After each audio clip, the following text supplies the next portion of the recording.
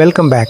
If you're new here, oh buddy, you picked quite a night to show up. Before we start, hit that subscribe button right now. I know everyone says that, but after tonight's story, you're gonna want to be notified. Because these stories come from real people, real experiences, real things. Okay, you comfortable? Lights off? Good, because this one kept me up. Her name was Sarah. She sent me this story a few weeks ago, and I've been sitting on it. Because there's something about what happened to her family that doesn't fit neatly into any category. It's not a ghost story, it's not exactly a demon story, it's just wrong. The whole thing is just deeply, fundamentally wrong. It was 2016. Sarah was 17 years old. Her family, her mother, her younger brother Eli, and her father decided to take a road trip through the northern mountain regions. Long winding roads, jagged cliffs, pine forests so dense the sunlight barely made it through. Beautiful country, remote country. They'd been driving for hours when the sun finally dropped behind the peaks. The road thinned, no streetlights, no other cars, just headlights cutting through black mountain air, and the sound of gravel under the tires. Sarah fell asleep in the back seat. She woke up to cold air. Her father had pulled over. Something was wrong with the engine. He got out, popped the bonnet, and told everyone to sit tight. 5 minutes passed, then 10. Her mother leaned out the window. David? No answer. 15 minutes. Her mother got out. Sarah watched through the windshield as her mom walked to the front of the car, looked around the bonnet, and then just stood there, very still. She came back to the car, got in, locked the doors, and said nothing for a moment. Then, quietly, Your father isn't there. the kids didn't understand. What do you mean he's not there? He was right outside. He was literally just. A sound from the bonnet. Thump. Something was on top of the car. Eli, her little brother, started to cry. Sarah grabbed his hand. Their mother put her finger to her lips. Shh. And reached slowly for the door lock, double checking it was secured. Silence. Then the knock. 3 slow, heavy knocks on the passenger window. Knock, knock, knock. Sarah turned her head. There was nothing there, but the glass had fogged up from the outside. Something was breathing on the glass. Her mother made a decision. She didn't explain it, she just did it. She got out of the car. Standing on that dark mountain road, she screamed into the forest. I know you're there. I know what you are. And if you've touched my husband, you will regret it. The trees absorbed her voice, and then silence answered back. Not empty silence, listening silence. The kind that has weight. Then, deep in the tree line, a flicker, a torch beam, bobbing between the pines. She told the kids to lock the doors and not open them for anyone. Anyone. She ran toward the light. She found her husband 30 meters into the forest, lying on his back in the dirt.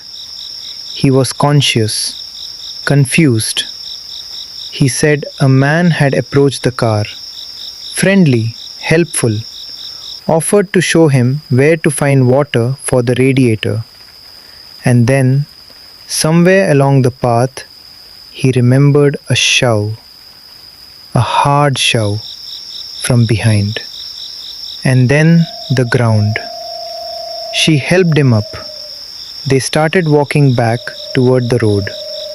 When they reached the car, the door was open. The back seat was empty. They walked with us. We held their hands. Sarah's mother spun around. She screamed their names. Nothing.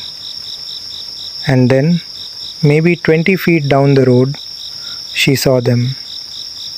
Eli and Sarah, walking slowly into the dark, hand in hand, with someone. A shape, walking beside them, holding their hands.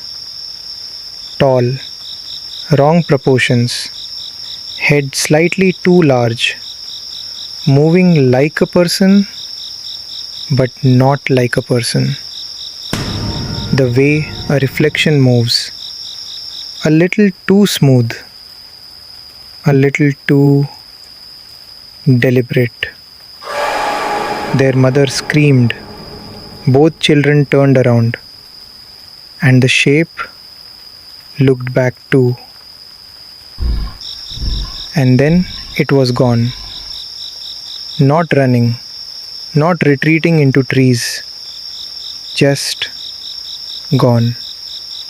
Between one blink and the next. Sarah said later she remembered nothing. Between leaving the car and turning around at the sound of her mother's voice. No memory of getting out. No memory of walking. No memory of the hand in hers. Eli said the same. He said the hand had been warm. They got back in the car, all four of them. Doors locked, windows up, and they drove.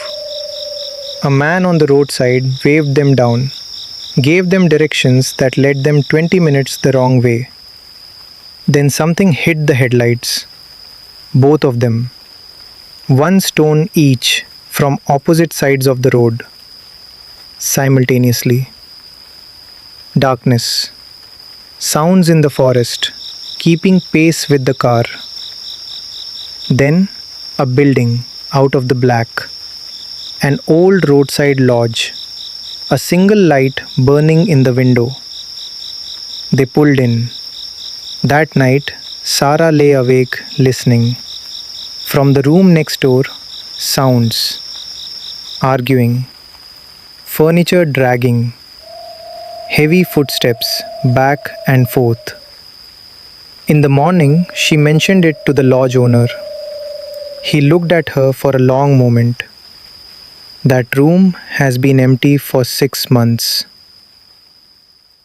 Her mother, that night, had looked out the window. At 3 a.m., the tree line was moving. Not in the wind, the trees were still, but something in them was moving. Tall, thin shapes, leaping between branches. High up, fluid, too fast for anything living. She didn't tell the children until years later. In the morning, they packed the car in grey light. Her father walked around to inspect the engine. On the roof of the car, 4 long marks, deep ones, raked from front to back, like something very large had gripped it. No animal in that region has claws that size. No animal they know of.